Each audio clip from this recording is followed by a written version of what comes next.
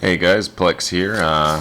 Looking at the SIG again. You remember the big ass stick that sticks out on the bottom part of it?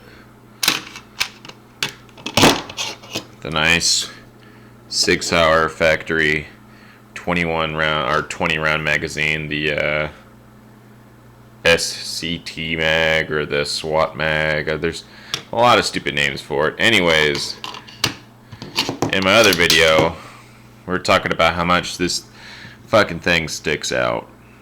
Well, put that off to the side. We're only going to be using that for fun shooting. But in all seriousness, enter the mech car. Managed to find some 18 round magazines from Metgar.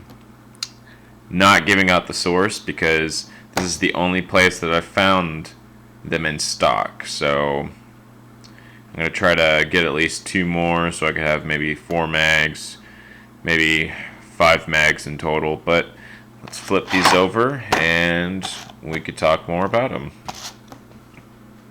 So pretty simple packaging, just a sheet of cardboard on the back. We can go through the features of this. Not sure if we can see it all.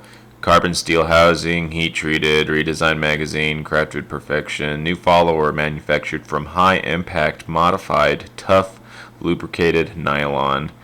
Probably put a little bit of Teflon in there for the lubrication. Removable synthetic butt plates. So we've got the little plastic butt plate here on the bottom. You can take that off. What else? Let's see. Magazine spring manufactured from higher tensile music wire. Linked internal parts for faster and easier maintenance. A +2 adapter to raise the magazine capacity, which is an aftermarket part. You can get a +2 on here. I guess you can make it into a 20 round if you wanted to. Optimum meets all military specifications. Interesting. And this anti-friction coating, this AFC coating on here too. These are the only ones. I don't think there's any other coating, but these 18 rounders have this AFC anti-friction coating on there. But we'll go ahead and look at the magazine too. It says made in Italy on there, Metgar. The model number MGP226-9 to indicate that it's the 9mm. And little round indicators. You get 5, 10, 15, and then a little 18 right there at the bottom. We're going to go ahead and put the mag in and show you this anti-friction coating. The thing just shoots out of my pistol like a rocket. Maybe the spring in there too, but I'm going to set this down and show you how fast it falls out compared to the little 20 rounder. And it looks like a different coating on there. Maybe that one's just a parkerized or just a standard blue coating. But yeah, let's go into this anti-friction coating.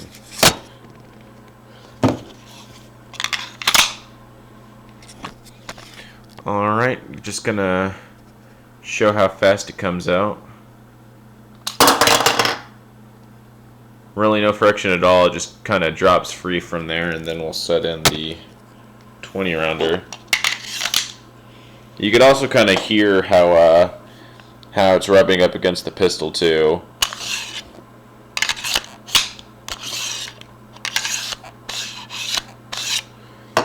And then we'll do the Metgar.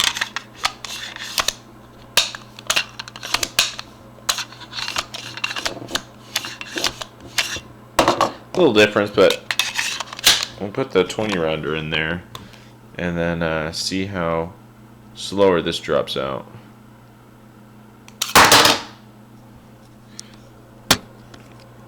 Don't know if you can really tell a difference, but I just feel like this 20 rounder or this 18 rounder just kind of drops quicker. But yeah, so that's the anti-friction coating. I guess it's a good thing if they're putting it on all of them. and this is the selling point for me too with this 18 rounder. It says it's a flush fit, and as you can see, it's pretty flush. But yeah, with 18 rounds, you could have it as close to the butt of the pistol as possible, as compared to the 20 rounder. That's 2 rounds, and you've got that much space from the butt of the pistol. I guess the little metal piece right there kind of shows you the distance. But yeah, this base plate is flush fit, so it doesn't look stupid when I'm holding it in my hand. It kind of, does look like it belongs to the pistol, so that's a good selling point. And we'll just do a side-by-side from the 20 rounder and the 18 round. They're pretty much leveled right now, but yeah, substantial amount of difference in height. We could even look down here at the followers with the 20 round SCT mag. Looks like the follower is a little bit further down as compared to the Metgar one. You can look and see that there's a little space there. It looks like it's a smaller follower. Maybe that's why you can get 18 instead of 15 in there. So let's go ahead and take this magazine apart. We could see what's inside it. Alright, just used a simple pin. Didn't even have to put the little ballpoint out. It was the right size to poke in both the 18 round and the 20. One thing noted, whenever I opened it up, the magazine inside and out, even in here, was well lubricated. There's a lot of oil in here, so you're going to get that whenever you get your 18 round magazines. It's going to be lubed up and ready to go. Yeah, I'm looking at these followers, and this one is a lot bigger as compared to the little follower here. Differences that I can tell too, it's just the follower is not connected in any way. It just free floats into the magazine tube. But as the Metgar one, the top part of the magazine spring is locked into the follower. I guess that is the linked internal parts. Same thing with the bottom part. It looks like the little base plate of the follower is wrapped around, as compared to the 20 rounder one. It just kind of has a little loop that you can feed it through, so that could come off possibly when it's outside of the magazine. With the 20 rounder, you've got the little thin folded sheet metal base plate, and then you've got this nice little thick plastic base plate on the magazine. I was kind of surprised whenever I pulled the magazines out. The spring, it doesn't have a lot of width to it. It's very, very thin, but it looks to be a strong spring. We're going to go ahead and load up the magazine after I assemble it, and see how it handles when we have it fully loaded with 18 rounds. Alright, and then whenever we put the Metgar mag in, it does hold on the last round, so it does lock into place. There's no issue with the slide failing to lock back with these magazines. But let's go ahead and load this up with some 9mm. I got my little mag lula that I got for the pistol. This is a new one. I may do a video about this, but I got it to see if we could load it better without having to use my thumb and it getting sore. But give me a few seconds and we can try this out. Alright, we do have a fully loaded 18 round magazine. You can see at the very bottom there, that's the 18, so the brass is right up next to it, so you can tell that it's a full mag. Yeah, you can see the double stack down there. So we'll go ahead and load it into the pistol, cycle some rounds through it, rack the slide, and see how it performs.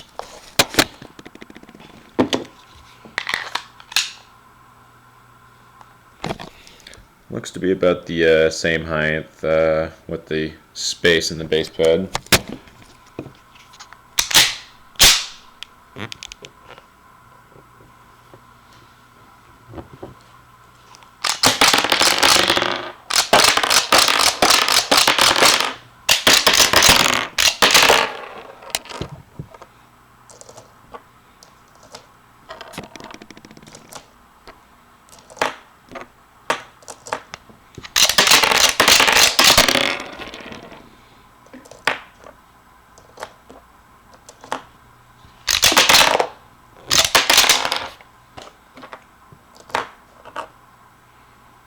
And this is going to be the last one.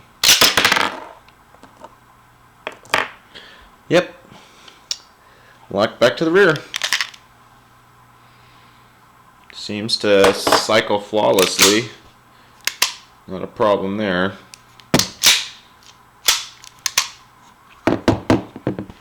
So in closing, I think the Metgar 18 round magazines for the SIG 226 are a good investment.